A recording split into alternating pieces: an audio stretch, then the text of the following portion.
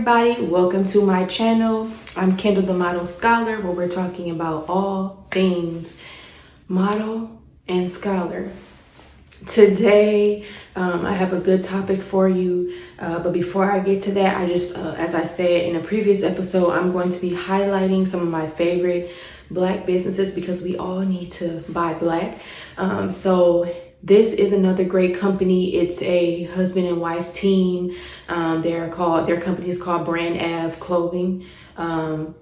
You probably have seen me post some of their clothes on my social media before, but I just wanted to highlight some of their great clothing today. You won't be able to get this one because it's sold out, but I got it and it's really cool. Here's the front and the back.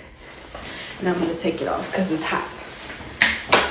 But I also have this t-shirt. They have really cool gear for not only married women, but also if you're engaged, they have some cool stuff. And they have a couple things for the fellas too. So please go check out their website. I will link it in the comments. And they also have an Instagram page in which they post a lot of their products. And they're expanding their line.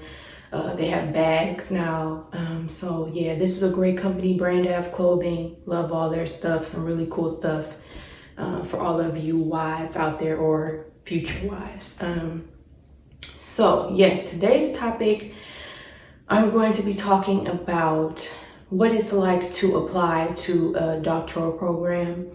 I'm gonna talk about what that experience was like for me and tips on trying to help you be successful in the process, because again, there are a lot of things that are not obvious, and that, you know, if you don't have someone telling you this, you won't know, and it will decrease your chances of getting accepted. So first of all, I would say you need to make sure that you actually want to do a PhD program, because again, most programs, it's different for different disciplines, but you're going to be giving, I would say, a minimum. The shortest PhD program I've seen is 3 years. The longest I've seen someone go is like 7 years, which it's a lot of factors that go into that. But the bottom line is that it is a huge time commitment, energy commitment, mental commitment in general. So that's the first thing you need to really sit down and think about is, do I really want to do this? And if your answer is still yes after hearing that, then the next step would definitely be, depending on what program you want to apply to, trying to find, I would say, a minimum of 10 schools that you're interested in applying to. And the reason why I say that is because all PhD programs are competitive. I don't care if it's the social work school that's ranked 100 or the one that's ranked 10th, like the one I go to. But it's going to be competitive. You know, they're not looking to enroll or to accept a lot of students. The programs are meant to be small. I think like the largest cohort you might see at one time would probably be like 10 to 15. And that's kind of big, because most of the time it's going to be small. I mean, my cohort, when I entered in, there's 5 of us, and we're one of the larger cohorts across all of them in my school. There's actually a cohort with only 2 women. So it's, you know, from year to year, it depends on, you know, budgeting, how many students they want to accept. But most of the time, you're going to have probably starting off a couple hundred students applying, for them to narrow it down to like maybe 20 that they're interested in. And then they're going to narrow it down even more to maybe like 5 or 6 that they actually will invite to come to campus and send offers to. So it's, you know, it's a really small pool that they're trying to accept, but there are a lot of people who apply. So, but I'm not saying that to discourage you. I'm just letting you know what it is, because if, you know, you need honesty in order to be able to prepare.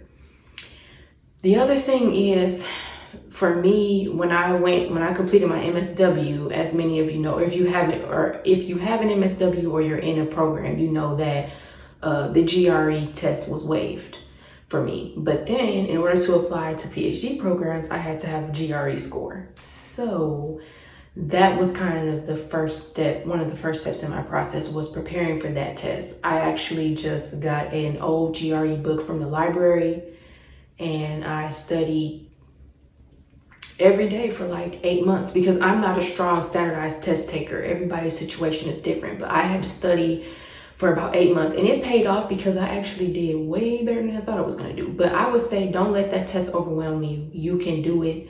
You just need to, like, if you're like me and you're not a strong standardized test taker, because I never have been, but that hasn't stopped me. As you can see, I'm in the program. I'm about to finish in the next year and a half. So don't let that scare you. If you need help or support or need resources, reach out to me and I can direct you in the right place. I will link my website in the comments, and you can sign up for a call with me. And I do offer support services for those who are interested in applying to graduate school. So I would say don't let the test scare you. Don't let it overwhelm you. It's just a test. Also, there are a lot of factors that get considered in whether a school is going to accept you, and the GRE is just one checkbox in a long list of checkboxes. And honestly, it's low, depending on the school, it's lower on their priority list to not accept students or weed out students because of a GRE score for a PhD program. I'm not sure about other programs, but from my experience, that seemed to be the case. Another thing that was really helpful to me is that I had a mentor from my master's program, Dr. Linda Chatters, who was another Black woman who has obtained her PhD many years ago and is an established professor at the school. And I actually shared with her that I was interested in applying to PhD programs, and she took me under her wing. Her and her husband actually are both faculty members at U of M, and they created like a great mentorship group for Black students who were interested in pursuing doctoral work. So we went to their house.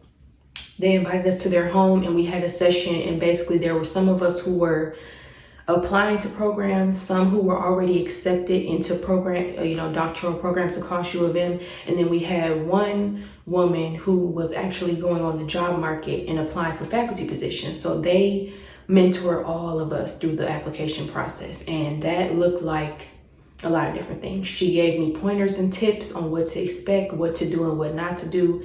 She looked over my materials, helped me determine who should be writing my letters of recommendation, told me which schools might be a good fit for me, told me that I need to contact the schools and, so they know who I am when I'm applying, like all these pointers and tips that she gave to me. So I say that to say you need to have somebody to help guide you through this process. Again, I'm going to link my website in the comments. If you need someone, if you don't have that or don't have anyone in that capacity, I'll be more than willing to help you through that, because that's important to have someone who's done it before be able to help you, because it's more likely you'll be successful. Also, please don't submit any written work without getting it looked over by at least one other person. I know we all think we're great writers, but we make mistakes. We spell things wrong. Stuff might make sense to us, but it doesn't really make sense. So these are important applications. You want to put your best foot forward. So please make sure you have somebody look over, especially your personal statement. That is one of the most important documents you'll write when applying to PhD programs, because you really want to convey to them that you have an idea of what you want to study and why it's important to study that topic, for social sciences at least. I would also say, again, I want to reiterate, the school is going to accept you if they think you're a good fit. That means that your topic fits with the things that your research topic fits with the things that they plan to study or think are interesting. And then there are faculty at the school who actually study what you study or study something that's close enough who can advise you. Because if you go to a school and nobody studies your topic, you're not going to have any mentorship. And if you don't have mentorship, you're not going to make it through the program. So it's very important that you go on the school's website and you look around, look at the faculty profiles. Every faculty, even myself, I have a profile on my school's website being a doctoral candidate, and it lists a little bio about me, my research areas of interest, and my CV, which stands for Curriculum Vitae, which is a very important document that will be your currency for the rest of your career. It lists everything that you've done academically, your publications, what conferences you've presented at, what presentations you've done, your education, all of that stuff. And so you can look at that on the school's websites. They'll have all their faculty listed, and all their CVs should be linked on their websites. And so you can click on that. You can see what publications faculty members have written, what type of things they're involved in. And then once you identify, and make sure you identify at least 2 to 3 faculty members at the school that you could potentially work with, you have to put their actual names inside of your statements that you submit to the school, because that shows them that you've done your legwork and you know what you're talking about. If you just do a general statement, it's more likely for your application to get glossed over. So you have to tailor your statements to each school that you're applying to. So, there's different faculty at each school. There's different priorities at each school. You need to look at that and make sure that your statement and all the documents you submit are aligned with that, and making sure that you're actually naming faculty specifically that you would like to work with. And I would say get on the phone with the director of the program, talk to them, have a conversation. That's what I did, had a conversation with them. If you get invited to come in person to, accept the student day, go to that, because if you get accepted, I had 3 different offers to choose from. I was accepted to 3 schools. I applied to 6. I got accepted into 3.